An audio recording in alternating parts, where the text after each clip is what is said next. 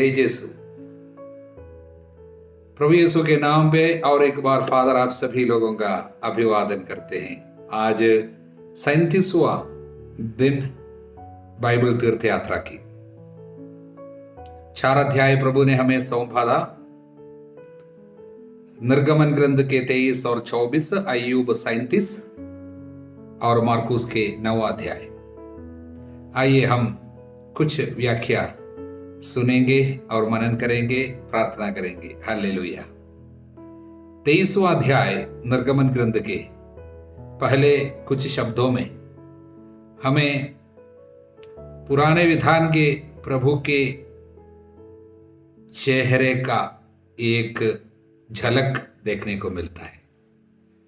प्रभु के हृदय को ही हम अनुभव कर सकते हैं।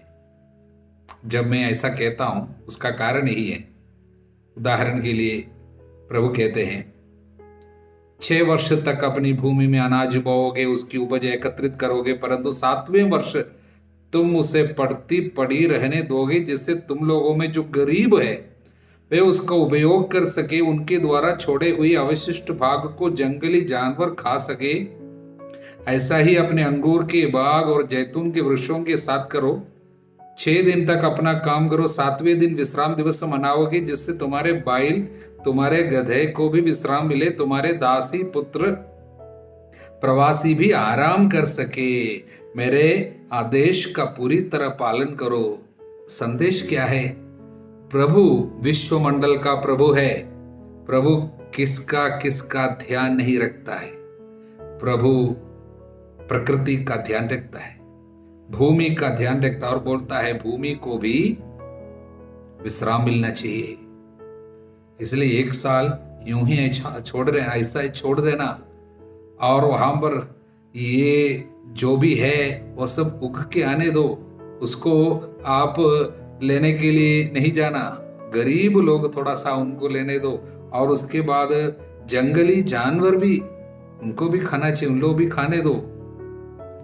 प्रियजनों, आगे हम लोग पहले हमने ये भी देखा है, चाहे कोई बैल या गधे हो या इधर उधर भटकता है, वो रास्ता मालूम नहीं उनको कहाँ जाना है, उनको उनके घर ढूंढ के पहुंचा देना, भले ही तुम्हारे शत्रु का हो। और तुम्हारे विरोधी के गधे को बोझ से दबा हुआ पाओगे, यूं ही अकेला नहीं छोड़ना, उसको उठाना, मदद करना, चाहे आपका शत्रु का फिर भी। देखिए, बैल या गधे, उन सभी लोगों का प्रभु देखभाल करता है, उनका ध्यान रखता है। जैतून और अंगूर के बाग का ध्यान रखता है और प्रवासी का ध्यान रखता है, दासी का ध्यान रखता है और गरीब लोगों का ध्यान रखता है। झूठे दोषारोपण जिनके ऊपर लगाया गया उनका, निरपराध लोगों का वो ध्यान रखता है। और ऐसा कोई नहीं है जिसके प्रभु ध्यान नहीं रखता। इसलिए कहता वो विश्वमंडल का प्रभु है। उनके हृदय में सबों के लिए जगह है। इसलिए प्रियजनों, प्रभु के इन नियमों का, विधि निषेधों का हमने अनादर किया और इसलिए क्या करता गया, कोई छुट्टी नहीं, लगातार काम करता गया। इसलिए इंग्लिश में इसको 24/7 बोलता है, मतलब 7 दिन पूरे सप्ताह का और दिन के 24 घंटा, इसको 24/7 कहता है। मतलब लगातार काम करो। और ऐसा फैक्ट्रियां लगातार चलते हैं, शॉप, दुकान वगैरह लगातार खुला रहता है। इसलिए ईश्वर के नियम को ठुकराने के कारण, प्रकृति के साथ, नेचर के साथ अन्याय करने के कारण, उनको सब जो देना था हमने नहीं दिया, इसलिए उन लोग जबरदस्ती हमसे अभी ले रहे हैं। इसलिए जबरदस्ती लॉकडाउन हो गया। इसलिए जो 6 दिन तक काम करने के बाद 1 दिन लॉकडाउन प्रभु ने पहले से निर्धारित किया था, हमने उसको ठुकराया। हमारे लालच के कारण हम सोचा ये सब अपना है, मैं मालिक हूं, सोचकर हम लोगों ने काम किया। दूसरों का ध्यान नहीं रखा, प्रकृति का ध्यान नहीं रखा, पहाड़ का और पेड़ का, पौधों का ध्यान नहीं रखा, नदी नाले का ध्यान नहीं रखा, जानवरों का ध्यान ही रखा, इसलिए हमारे साथ अभी उन लोग सब मिलकर जबरदस्ती कर रहे हैं। हालेलुया। इसलिए प्रियजनों, ये सब प्रभु हमको दंड नहीं दे रहा है, बल्कि ईश्वर ने जो ऑर्डर जो दुनिया पे रखा है उसको हमने तोड़ देने के कारण ये सारी विपत्ति हमारे ऊपर आई है।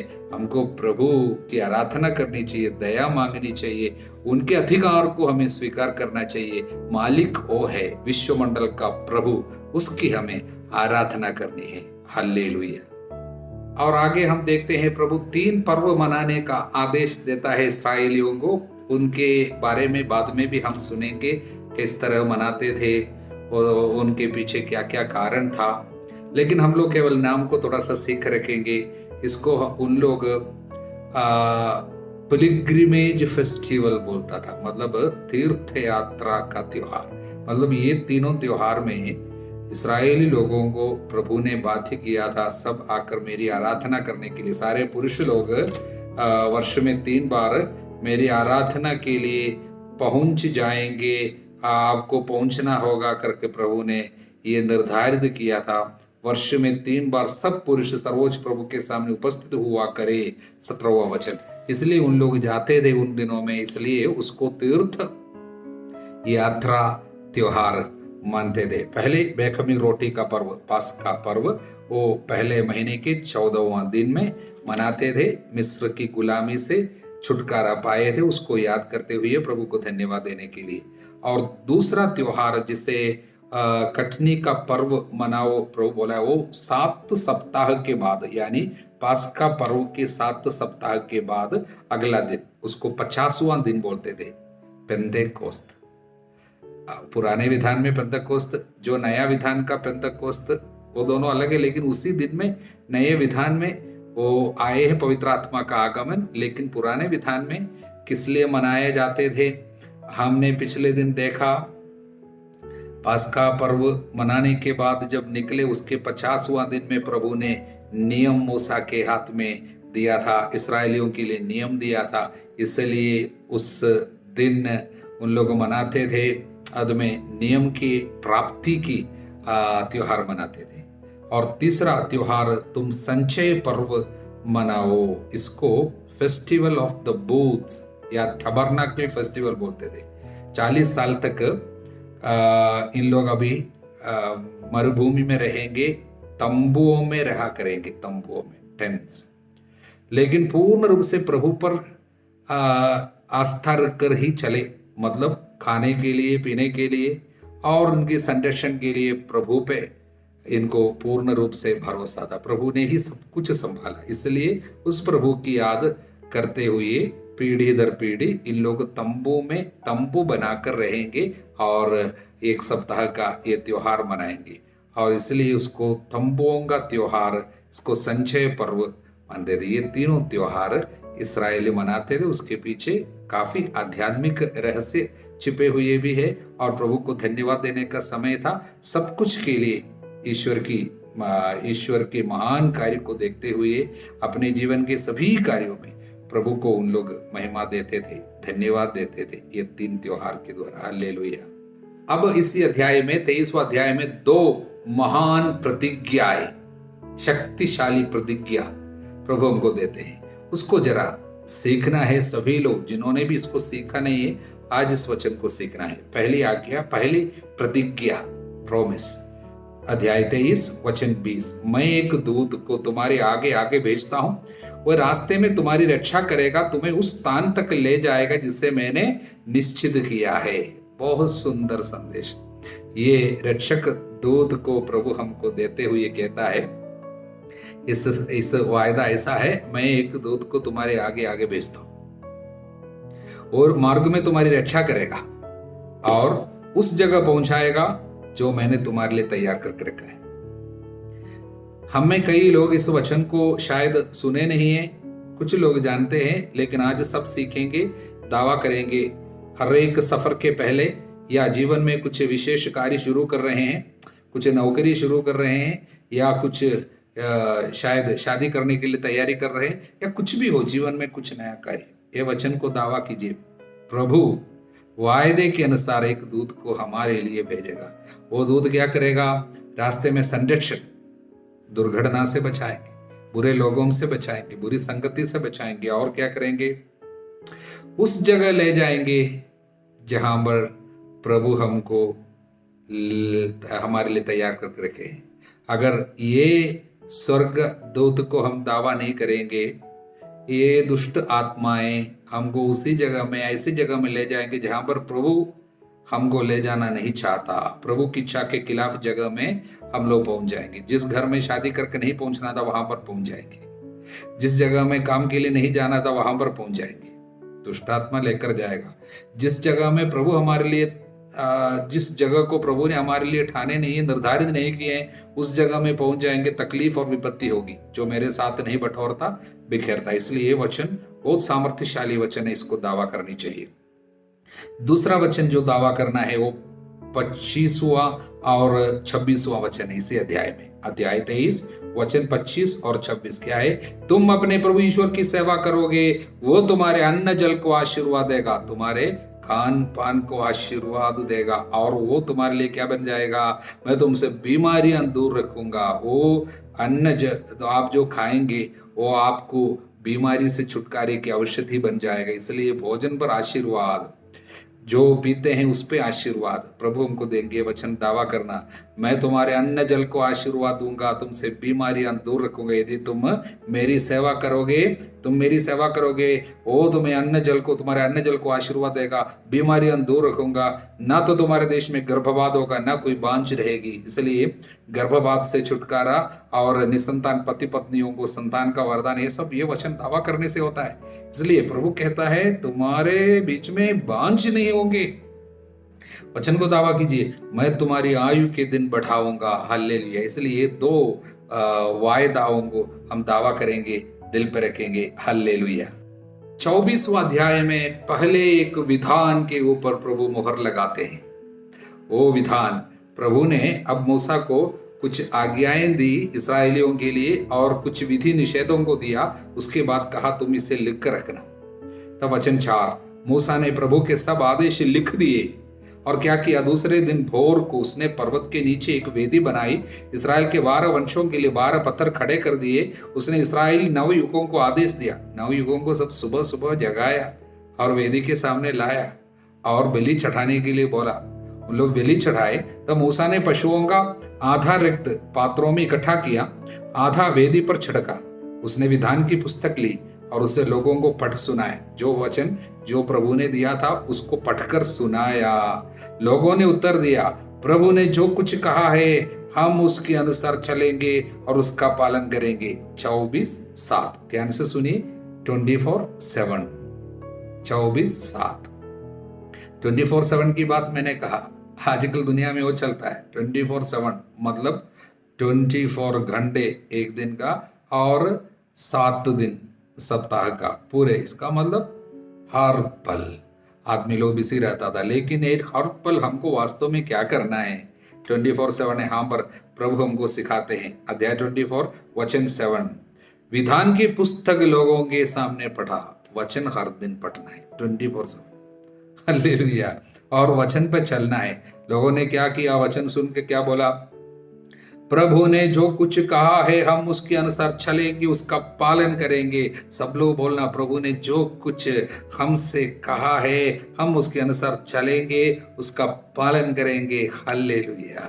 इसलिए प्रियजनों, ये आध्यात्मिक जीवन के एक बहुत बड़ा रहस्य है। आगे इस पर मूसा ने रक्त लिया, उससे लोगों पर छिटकते हुए कहा, ये उस विधान का रक्त है जिसे प्रभु ने उन सब आदेशों के माध्यम से तुम लोगों के लिए निर्धारित किया है। प्रियजनों, ये पुराने विधान की पहले मुहर है। जब लोगों ने स्वीकार किया हम वचन पर चलेंगे, उनके ऊपर रक्त छिटकते हुए मूसा ने कहा, ये विधान आज से जारी है। प्रभु ने जो कुछ भी किया हमको बोले हैं हम उसका पालन करेंगे।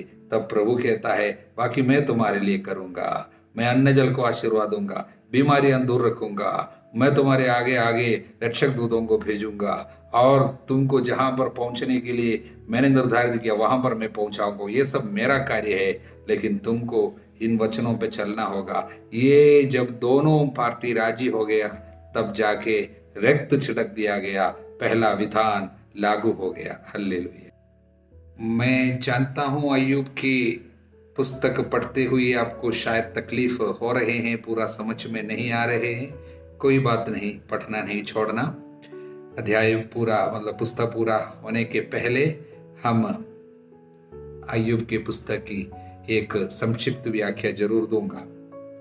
अब 37वां अध्याय का 2 वचन 12 और 13। बादल ईश्वर के कहने पर समस्त पृथ्वी पर फैल जाते हैं, सर्वत्र उसके आदेश का पालन करते हैं। वे उसकी इच्छा के अनुसार कहीं मनुष्यों को दंड देते और कहीं पृथ्वी सींच कर उसका प्रेम प्रकट करते हैं। कहीं बादल लोगों के लिए दंड का कारण बनता है, विपत्ति का कारण बनता है, बादल गरजता है या बाढ़ वगैरह आते हैं, और कहीं पृथ्वी सींच कर उसका प्रेम प्रकट करता है, हरियाली को गाता है।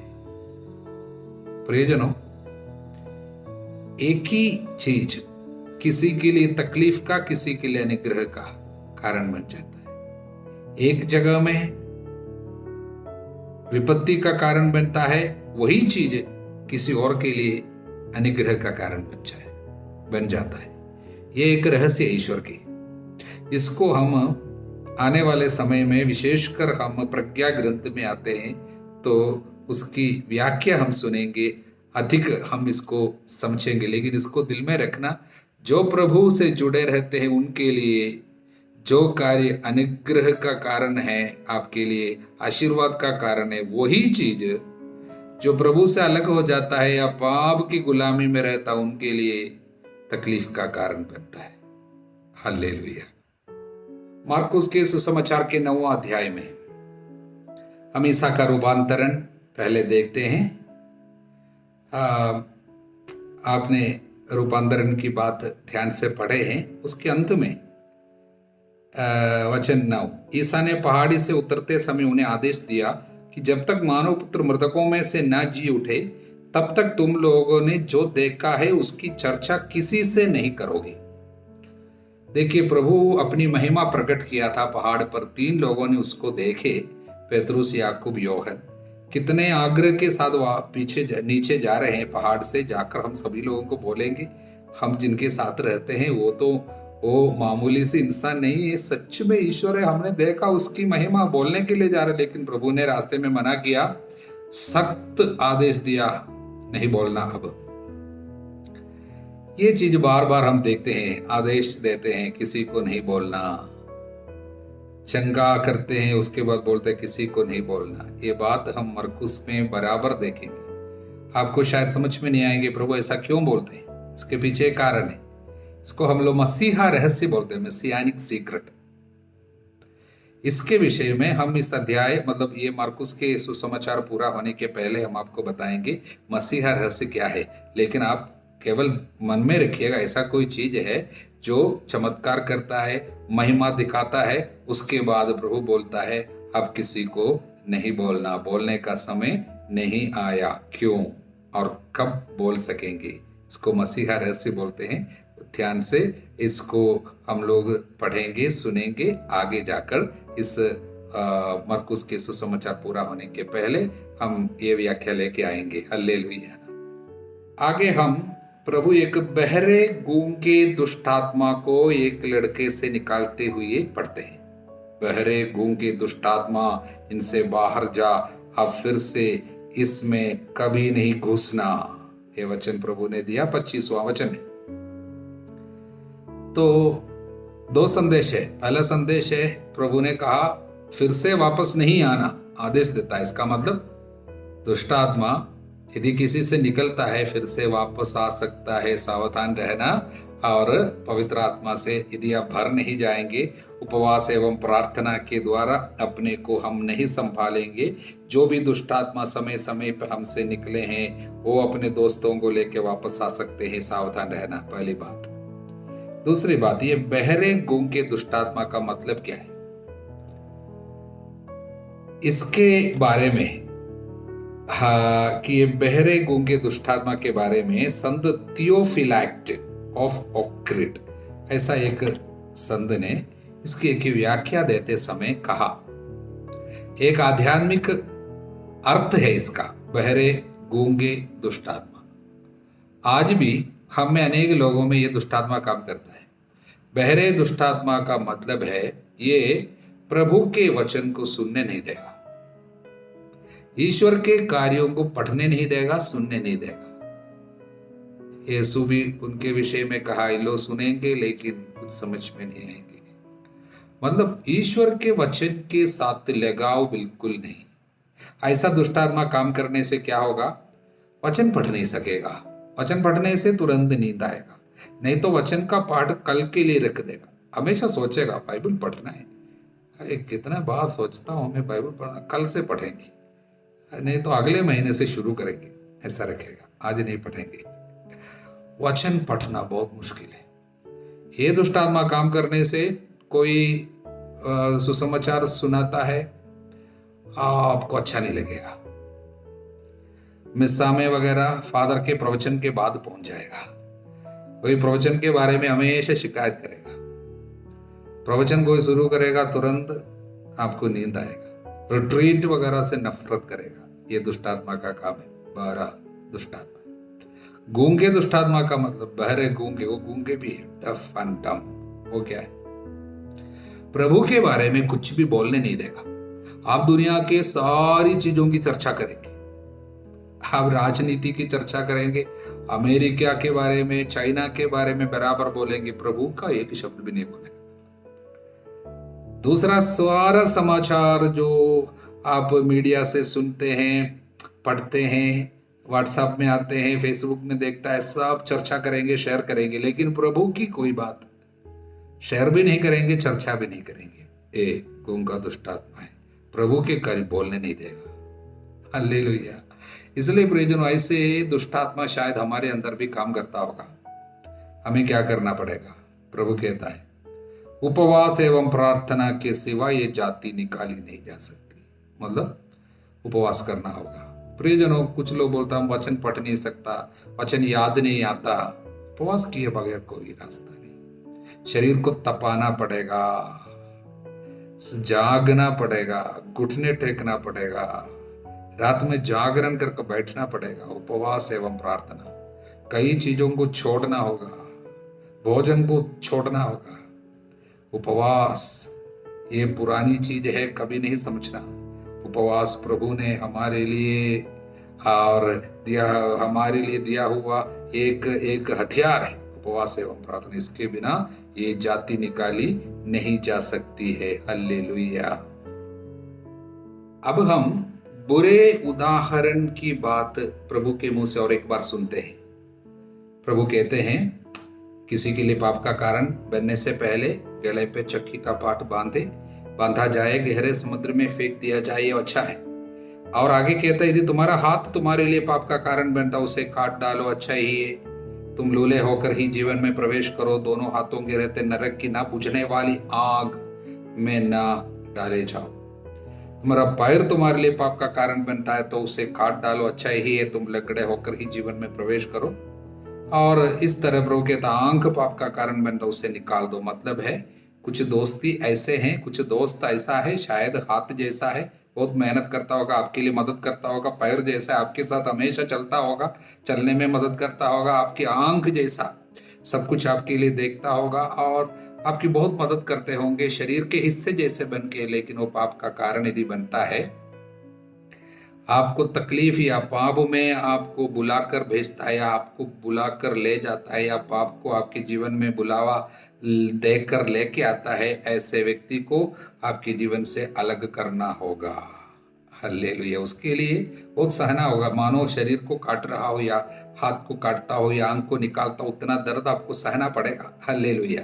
लेकिन आगे प्रभु कहता है नरक के बारे में, जहां उनमें पड़ा हुआ कीड़ा नहीं मरता, आग नहीं बुझती, ऐसा कोई जगह जरूर होगा। कीड़ा जैसे शरीर को तकलीफ देगा, आग आत्मा को तकलीफ देगा। शरीर और आत्मा दोनों नरक में और सहेंगे।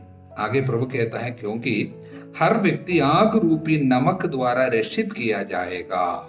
आग रूपी नमक, नमक का एक स्वभाव है, नमक डालने से प्रिजर्वेटिव बोलता है, मतलब रक्षित करता है। इसका मतलब प्रिजर्व करता है, कोई चीज सड़ न जाए, खराब ना हो जाए करके आग का एक स्वभाव है, तो नमक का स्वभाव है। तो प्रभु कहता है आग रूपी नमक द्वारा रक्षित किया जाएगा। इसका मतलब आग का दो स्वभाव है, दो प्रकार का आग है। एक बर्बाद करने वाला, तकलीफ देने वाला आग, नरक की आग है। दूसरी एक आग है, उसका स्वभाव ये नमक का स्वभाव है, यानी प्रिजर्व करेगा, बर्बाद नहीं करेगा, बचा कर रखेगा। वो आग की बात प्रभु कहता है, आग रूपी नमक द्वारा रक्षित किया जाएगा। ऐसा एक आग है। वो क्या है प्रियजनों? दो प्रकार का आग है। एक बर्बाद करने वाला आग, उदाहरण के लिए वासना का आग, वो बर्बाद करने वाला आग, अंतरतम में पूरी इच्छा, प्रबल इच्छा आग है, वो बर्बाद करेगा। दूसरा एक आग है जो आपको बचा कर रखेगा, वो प्रभु के लिए उत्साह, प्रभु के लिए आग्रह, वचन के लिए आग्रह, इसको कहता है ज़ील, उत्साह, आध्यात्मिक उत्साह। और दूसरा मतलब है सहन को, दुख तकलीफों को प्यार से ले लेना। इसलिए इसी अध्याय में प्रभु दुख भोग की और भविष्यवाणी किया है, और जीवन में दुख को प्यार से उठाना। जो दुख हमारे जीवन में आ जाता, बीमारी होगी, तकलीफ होगी, निंदा होगी दूसरों से, और दूसरे एक प्रकार का दुख को भी उठाना, वो भी आग जैसा है। वो है शरीर को तपाना, कैसे उपवास, त्याग, तपस्या के द्वारा, घुटने में प्रार्थना, रात में जागरण, ये सब आग है। शरीर को तकलीफ देता है, लेकिन वो रक्षित करने वाला, प्रिजर्व करने वाला नमक रूपी आग है। इसकी जरूरत है। अंतरतम में जो आग हमको बर्बादी के लिए ले जाने वाला वासना का आग, किसी दोस्त के द्वारा, किसी गंदे पिक्चर देखने के द्वारा सब हमारे जीवन में आते हैं, उससे छुटकारा। उदाहरण के लिए मोबाइल में गंदे पिक्चर देखने की आपकी लत लग चुका हो, फोन पर गलत बातें करने की लत लग चुका हो, या किसी गलत रिश्ते पे फंसा हुआ हो, उनसे बाहर आना है तो दूसरी एक आग की जरूरत है। वो आग त्याग, तपस्या के द्वारा आएगा, या प्रभु अनुमति देगा जीवन में कोई बीमारी, तकलीफ, परेशानी के द्वारा आप बच जाएंगे। वो बीमारी आपको बर्बाद करने वाली बीमारी नहीं होगी, बचाने वाली नमक रूपी आग है। हल्लेलुया। अंत में 9वां अध्याय का अंतिम वचन, 50वां वचन, नमक अच्छी चीज है, किंतु यदि वो फीका पड़ जाए तो तुम उसे किससे छौंकोगे? अपने में नमक बनाए रखो और आपस में मेल रखो। अपने में नमक बनाए रखो, आपस में मेल रखो। मतलब क्या है? इसको समझना है। पुराने विधान में नमक एक विशेष कार्य के लिए इस्तेमाल करते थे। हर एक बलि में प्रभु को जो भी बलि चढ़ाएंगे, वो बलि में नमक मिलाना नियम के अनुसार जरूरी था। इसको विधान का नमक बोलता था, विधान का नमक। ये इसका मतलब है कि चिरस्थायी विधान। चिरस्थायी विधान मतलब नमक यदि किसी विधान में मिलाया जाएगा, इसका मतलब है वो चिरस्थायी है, वो शाश्वत है, हमेशा के लिए, उसमें से पीछे नहीं हटना। इसलिए वो विधान का नमक रिश्तों में भी आते थे। उदाहरण के लिए दो भाई या दो व्यक्ति लोग आपस में नमक बांटेंगे, इसका मतलब है विधान का नमक बीच में आ गया। इसका मतलब ओ भाई, इसको एक दूसरे को संभालना है, बचाना है, और हर कार्य में साथ देना है, मतलब पाप करने नहीं देना है, और इनकी रक्षा के लिए मेहनत करना है। इसलिए इसको विधान का नमक, इंग्लिश में कवनेंट ऑफ सॉल्ट या सॉल्ट वाव बोलते थे, कवनेंट ऑफ सॉल्ट बोलते थे। इसको अनब्रेकेबल कवनेंट है, एक ऐसी रिश्ता है। इसको इसका आध्यात्मिक रहस्य यही है। अनेक वचन है इसका। उदाहरण के लिए हम संख्या के गणना ग्रंथ में 18वां अध्याय 19वां वचन इंग्लिश में अगर पढ़कर देखेंगे, वहां पर है, ये आएगा salt of the covenant. Levi ग्रंथ में अध्याय 2 वचन 13 में है, सॉल्ट ऑफ कवनेंट। और विधि विवरण का दूसरा पुस्तक में 13वां अध्याय 5वां वचन में है। लेकिन हिंदी ट्रांसलेशन में सारे जगह में वो नहीं है, केवल लेवी ग्रंथ के 2:13 में हमने देखा, लेकिन इंग्लिश में ये तीनों जगह में है। वो क्या है? Salt of the covenant. मतलब प्रभु हमें एक संदेश देता है कि पुराने विधान में लोगों के बीच में एक नियम ऐसा था, नमक को इस प्रकार की एक रिश्ते के रूप में, दो जन के बीच में रिश्ते को जोड़ने के लिए नमक प्रतीक के रूप में लेता था। अब प्रभु कहता है वो नमक अच्छा है, आपके जीवन में वो नमक होनी चाहिए। मतलब वो नमक की रिश्ता, वो नमक का कवनेंट, मतलब नमक का विधान। वो क्या है?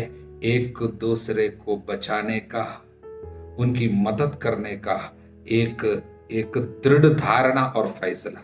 अपने में नमक बनाए रखो, आपस में मेल रखो, अपने में नमक बनाए रखो। मतलब ये विधान प्रभु के संतान होने के कारण आपको सौंपे हुए भाई या बहन को बचाने का, उनकी मदद करने का एक उत्तरदायित्व आपके ऊपर है। पुराने विधान में आज के पाठ में हमने देखा है किस तरह प्रभु सबका ख्याल रखता है और सबकी रक्षा करने को ठाना है, और वो उत्तरदायित्व हमको आज प्रभु सौंप रहे हैं। प्रकृति के साथ, जानवरों के साथ और भाई बहनों के साथ, विशेषकर गरीबों के साथ, अनाथ लोगों के साथ, और अन्य जगह से परदेशी जो है काम के लिए दूसरे देश से आकर रहते हैं, उनके साथ सब हमको एक ऐसे संबंध, मतलब चिरस्थायी विधान, मतलब उनको हमें आदर करना है, सम्मान देना है, उनको बचाने में मदद करना है। ये संदेश है, आपस में नमक बनाए रखो। वो नष्ट होने से सब कुछ गया, एक दूसरे को बचाने का आग्रह चला गया, नमक चला गया। फिर क्या है?